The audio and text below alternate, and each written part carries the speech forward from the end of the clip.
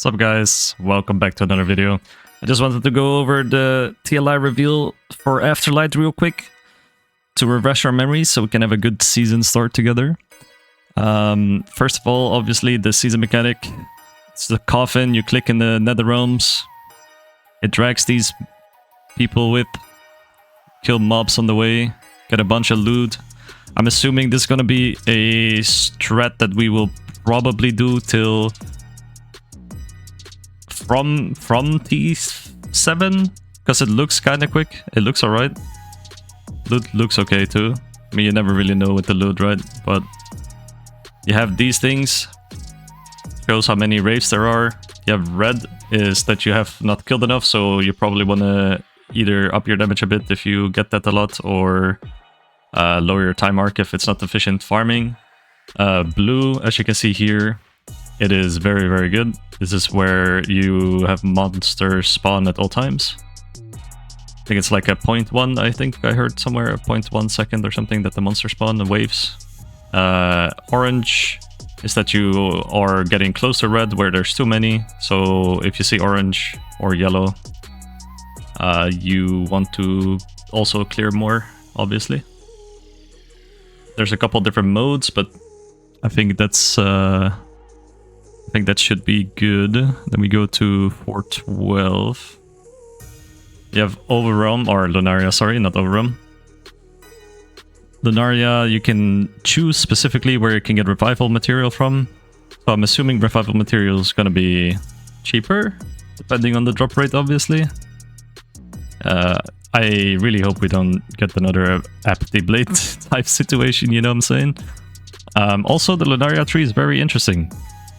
We mapped it out a little bit, and it should cost around 36 points if you want to take all the nodes here. It's not too bad. It's without compass, of course. Like if you do it with compass or without compass, you need to do an extra 15 points. It's around like 36 points that you use for Lunaria. You can do it with some other strats, but it's like at the points where you don't want to have, like, you won't really get another like third or like a second really good mechanic with it. Except for Arcana, obviously, because Arcana just costs nothing. And we have at 837. I have it all marked, by the way, that's why. Because these are the interesting things that I feel like would be good to refresh your memories on. The SS20 floor is the Glacier Boss.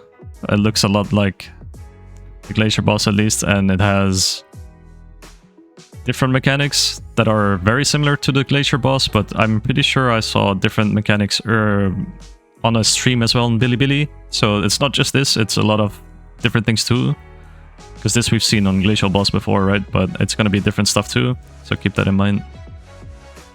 I would definitely recommend looking up someone who killed SS20 already beforehand, like any type of content creator or something, right? So before you go in it, or if you want the challenge, try it a couple times by yourself. Let's see, then we have 1005. There's the new mechanic. So basically, a quick recap, sort of, is that you can have 3 different ones, I think, drop.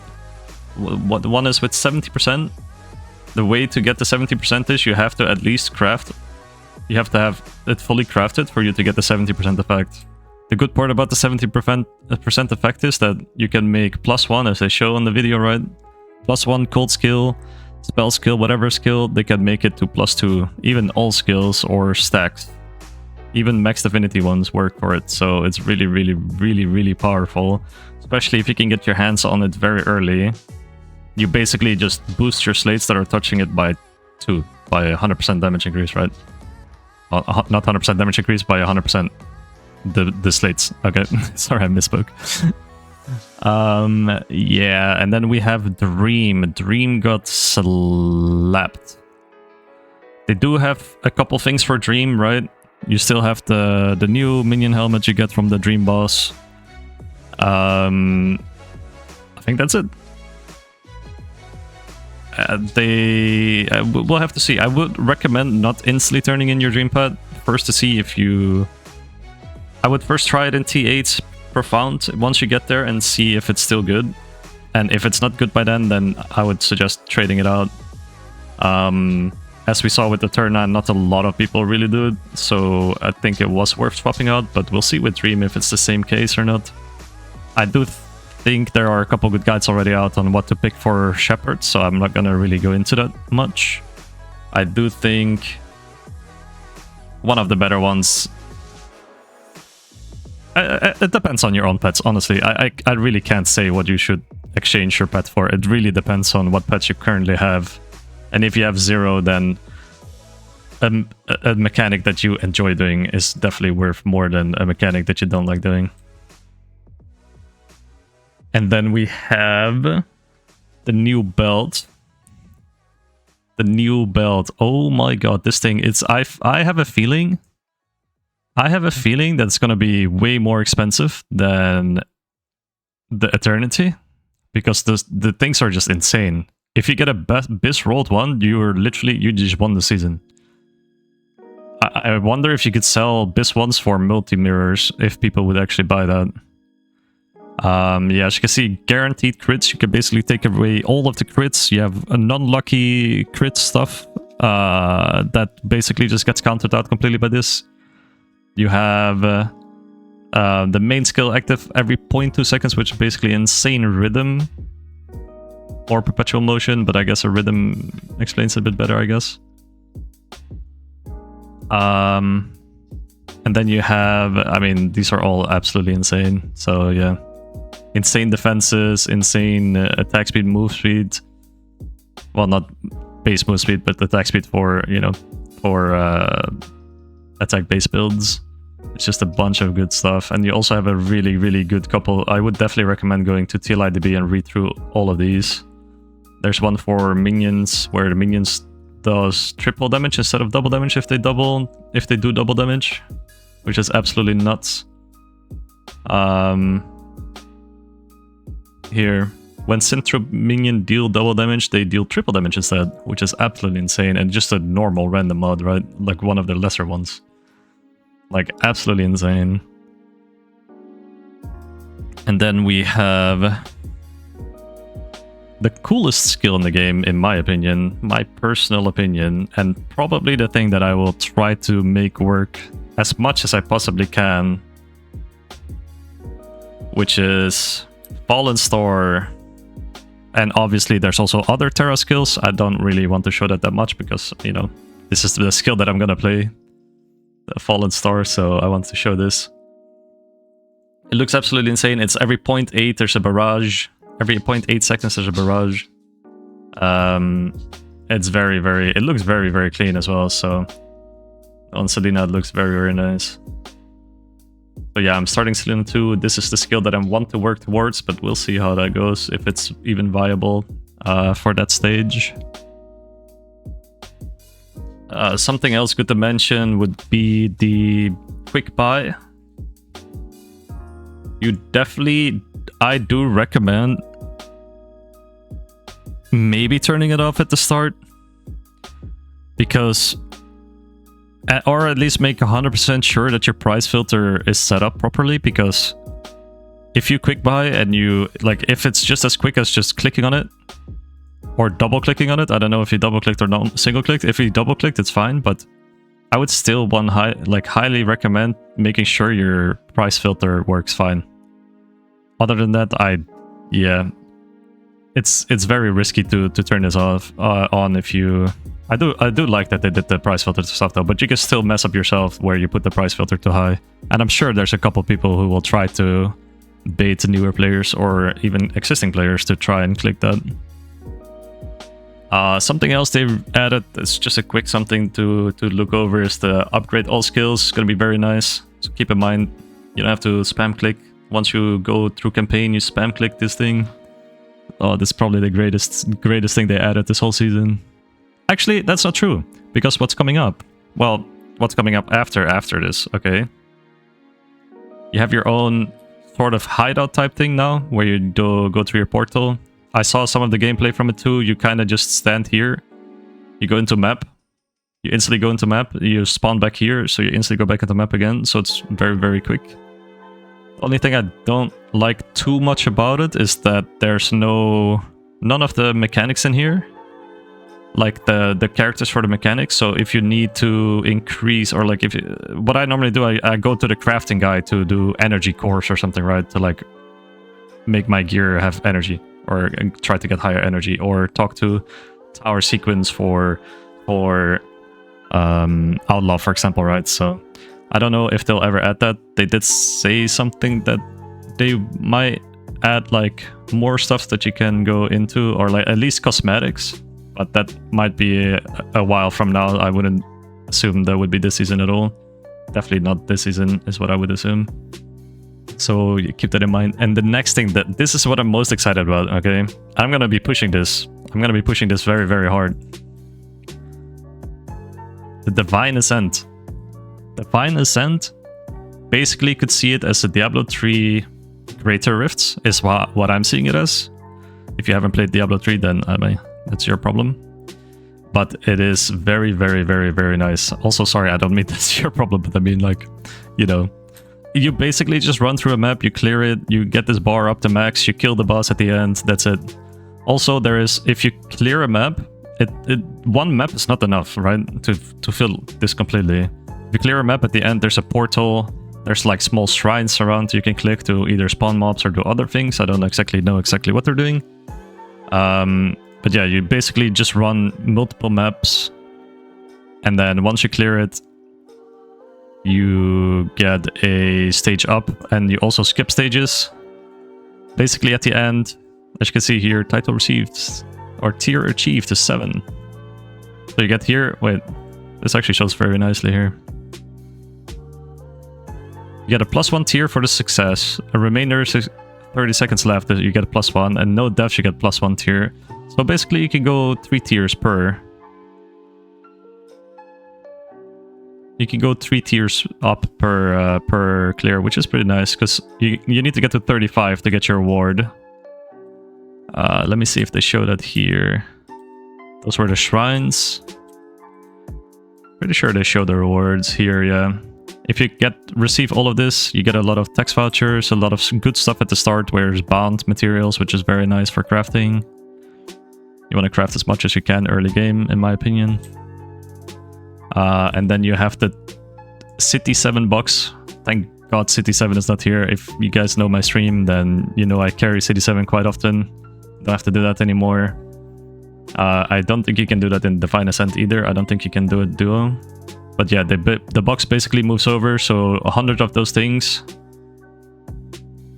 And you get a Battle Pet box for the Ascent if you get floor 35. Also, I'm pretty sure... Actually, I'm not 100% sure. I did hear that these points you can move over to... Or these points move over automatically. So if you've already done, I don't know, City 5 this season, you have the points left. You only have to do it till a certain Ascent floor, Divine Ascent floor. Also, it has leaderboards, which is probably why I'm the most excited about it.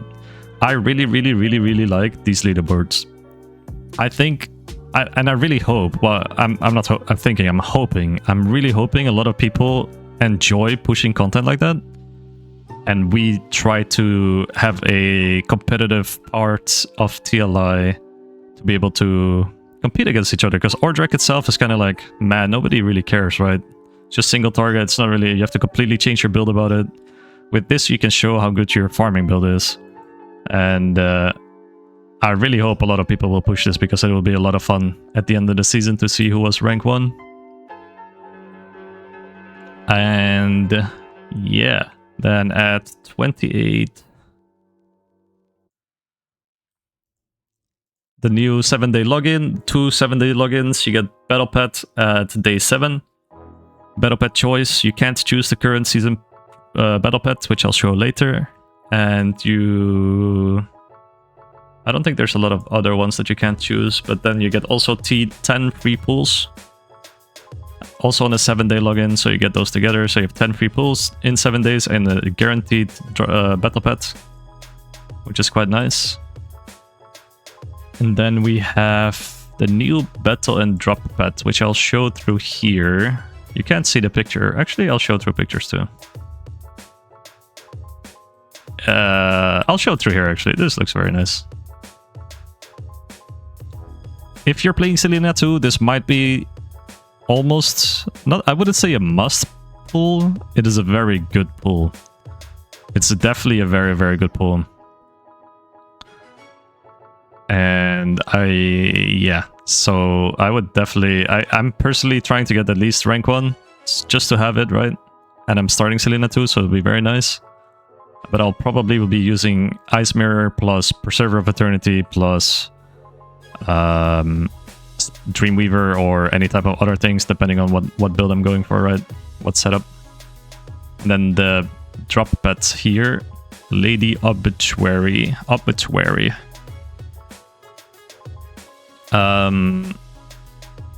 It doubles, I'm pretty sure, at the start if you get level 1. On TLIDB it looks kind of weird, it looks kind of funky. I don't really understand why they made it look like this. I'm pretty sure this is not how it's supposed to look like. But if this is right, then on rank 4 you have a guaranteed 3x on a 15% chance, which is kind of insane on level 4. Normally you get a guaranteed at level 5. So I definitely do hope I get this to level 4. I really hope. And that's kind of about it about the pet. I wouldn't pull on it day 1. I would maybe feel it out first, but I'm pretty sure most of the time, if the season mech is absolute ass, it'll be changed a little bit at least. But I really don't think it's gonna be bad. I think it's gonna be alright.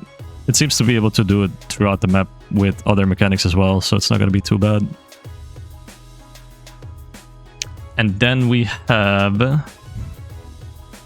configuration. Alright, this stuff. The configuration automatically applies. So you want to put your Afterlight pets in here. And we're also getting after a week or 2, it's like an estimate. I'm not sure how guaranteed it is. After a week or 2, they will maybe add a spreadsheet that shows exactly, not a spreadsheet, but an in-game thing that you can see what pet works with what. So that'll be very, very valuable. And I'm assuming most people will just do this first. We'll just have their full Afterlight pets in here, and then maybe swap out this one for the blue pet for the new additional drop quant pet. So we'll see how that goes. But that looks pretty good. I really like this. I kind of wish they did this in Lunaria, because this would have been very, very good in Lunaria. Because Cube doing Cube in Lunaria was not nice. Definitely not nice. And then there is a couple more things that I wanted to show, which is the Prairie. I don't think anyone has really talked about this, but it says in TLIDB, drops everywhere in Netherrealm. And let's say we would go to the Space Rift. If it loads. Space Rift. It says Cube gameplay exclusive drop. So you can drop prairies in Netherrealms? Question mark. I didn't see it in patch notes. I don't know if anyone caught that in patch notes, but I didn't see it. This looks absolutely insane. Kind of nerf to Cube. I do think Cube will be good regardless, because I've never seen this thing anyway, and I do a lot of Cube. So keep that in mind. Yeah, so there's also a couple other changes, like some nerfs, some buffs. I would definitely recommend checking out TLIDB and the new patch notes again too. And I hope you guys have a good season start. Get all the loot, and hope if you guys get a good new belt, if you guys get the new belt, please do not, I beg you, do not take a screenshot and send it to me on Twitch, okay? Okay, thank you guys. Appreciate you guys for hanging out, and peace.